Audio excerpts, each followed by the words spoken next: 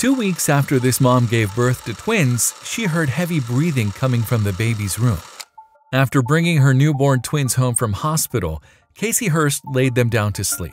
When she heard a disturbing noise emanating from their room, though, Casey investigated and found that her baby's breathing had become labored. And after she subsequently took them to the doctors, it was revealed that her boys were not as healthy as medical staff had previously believed. Bryce and Bain Hurst had arrived into the world via cesarean section on March 3, 2011. Mom Casey knew to expect twins when the sonographer detected 2 separate heartbeats at the 9-week scan. After that measure, though, she would have no rigorous fetal testing. Also, if you have not done so already, please subscribe to our channel and click that notification bell to get inspired by these real-life stories every day. Now, back to the story. "I didn't want to know if there were problems before they came out," Casey told the Chronicle in December 2011. There were no problems with the pregnancy, and all signs pointed to healthy babies. In fact, the twins didn't even spend time in the neonatal ICU at the EMH Medical Center in Elyria, Ohio. After she had taken her sons home, though, Casey made that fateful discovery about their breathing. Still, doctors only believed that this was due to the hernias both boys had been born with. As a result, surgery was performed on the 2-week-old babies, after which specialists had asserted that their health would improve. Of course, Casey and her husband Brian kept a close eye on the boys during their first few weeks of life, not least because they had a feeling that their children's problems weren't over yet. "We didn't know what it was," Brian told the Chronicle. "We just knew that something wasn't right. They were also slowly getting behind with their milestones." And unfortunately, things did indeed seem to gradually get worse. When Bryce was 4 weeks old, for example, Casey found blood in his diaper. One specialist believed, however, that it was simply due to an allergy to cow's milk. And even more disturbingly, at the age of just 6 weeks, Bain suddenly began to suffocate. As Casey explained to the Chronicle, "He just turned blue on me." So, as the medical problems became more and more serious, Casey and Brian were referred to specialists at the Cleveland Clinic. They, however, suggested that Bryce and Bain may have a serious condition. Dr. Vicky Zurcher, the boys' pediatric geneticist, said, "We recognized that the Hurst brothers had a possible storage disorder at their first appointment, primarily based on the twins' facial features. Although the babies appeared healthy, they had coarse features with thicker than normal gums and arched palates. These, combined with the already detected symptoms and numerous physical problems exhibited in the boys, indicated to doctors one possible cause: Hurler syndrome."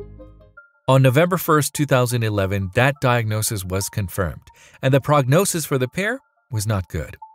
Some Hurler patients don't make it to age 5, while many more won't see their 10th birthday, usually due to cardiac arrest or constricted airways. There's also currently no known cure for the condition. However, Hurler syndrome can only develop if both parents carry the genetic defect which causes it. Neither Casey nor Brian would have been aware they were carriers, though, when they married in 2003 after meeting in high school. And they wouldn't have known from their older children either, as neither of them would have the condition. Dr. Zurcher explained, "When 2 carriers of Hurler syndrome have a child, there is a 1 in 4 chance that the child will be neither affected nor a carrier, a half chance the child will be a carrier, and a 4th chance that the child will be affected with Hurler syndrome. It is therefore a lottery as to which children develop the condition and which ones don't, meaning that Casey and Brian's elder sons, Bo, 12, and Brady, 10, are very lucky indeed." They're doing everything a toddler would be doing at this point. It was either this or you slowly watch them just break down. Bryce and Bain, on the other hand, are the first recorded identical twins to develop the disease. And University of Minnesota Medical Director Dr. Paul Orchard explained just how extraordinary the Hurst twins are while speaking to the Chronicle. He said, "Incidents of Hurlers are 1 in 100,000. It's a very rare disease, and even more rare for the Hurst twins because their parents got together and they both carry the defective gene." As Dr. Orchard, the boys' main physician, has explained, the twins lack the alpha-L iduronidase enzyme, which is vital for breaking down molecules of sugar. If these molecules remain partially intact, though, they attach themselves to cells in the body, and that's when the damage starts. The storage material builds up in all sorts of areas: the bones, heart, liver, lungs, and in the brain, Dr. Orchard said. Once it's in the brain, the patients start to lose ground. What's more, the disease is usually only detected after a period of declining health, so in the twins' case, the early onset of the syndrome may have saved their lives. For the Ginger twins, as they are known, thanks to their locks of red hair, their early diagnosis allowed for treatments to prolong their life expectancy. As well as weekly enzyme replacement injections into their spines, the then 1-year-old Bane and Bryce received bone marrow transplants. Tragically, though, the pair had altogether different reactions to the bone marrow surgery. Them walking around and running around, the doctors didn't think they would do this close to transplant. Bryce had coped well with both the operation and the preparation for it. I guess even if it was just like a 1% chance that this would work, and it'd be worth it. His twin brother, however, suffered a stroke. That had come after a series of seizures over the course of 24 hours. And even more worryingly, one of his lungs would collapse several days after the procedure. It's hard. It was really hard. Because you know, stereotypical dad, you always want to...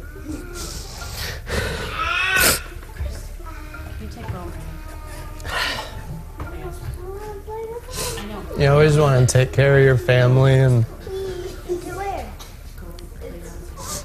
it's just hard when you know there's a limit to what you can do. However, the transplants eventually proved to have been a success. Grange twins back home months after a life-saving bone marrow transplant to save their lives. The 17-month-old boys received a big welcome home Tuesday. As News Channel 5 reporter Shay Harris tells us, now the family is starting their new life in their remodeled home thanks to family and friends who pitched in to help. And against the odds, the twins turned 5 in 2016 and were attending school. Family arrived back in LaGrange Tuesday. They were met with a makeover. Friends and family had knocked down walls, expanded rooms, installed new floors, and even put on a brand new roof to make sure the home was sanitized and ready for the boys to come back. If the house weren't like this, I don't think we would have come home so fast. I think we would have been scared to come home. Shortly after reaching that milestone, they both had surgery to treat their claw hands and carpal tunnel syndrome. And although they are both often in pain, they attend physical, aquatic, and speech therapy to help them. Meanwhile, on December 18, 2015, the Hursts welcomed their 7th family member. Casey knew the risks of her unplanned pregnancy, yet nonetheless proceeded. It wasn't long after Brock was born, though, that the mom recognized the signs. Indeed, on January 28, 2016, tests confirmed that he, too, had Hurler syndrome. And while no one can predict what's ahead for Bryce, Bane, and Brock, what is more certain is that dealing with their condition has brought the family together. Casey recalled, "Someone said, 'I can't tell you why this is happening, but our friend said it's a good thing that they were born into a family like ours. These are our kids. What else is there to do? We can't fathom not doing this.'" If you liked the video, please give it a thumbs up and consider sharing it with someone who may find it interesting. Thanks for watching, and I'll talk to you in the next one.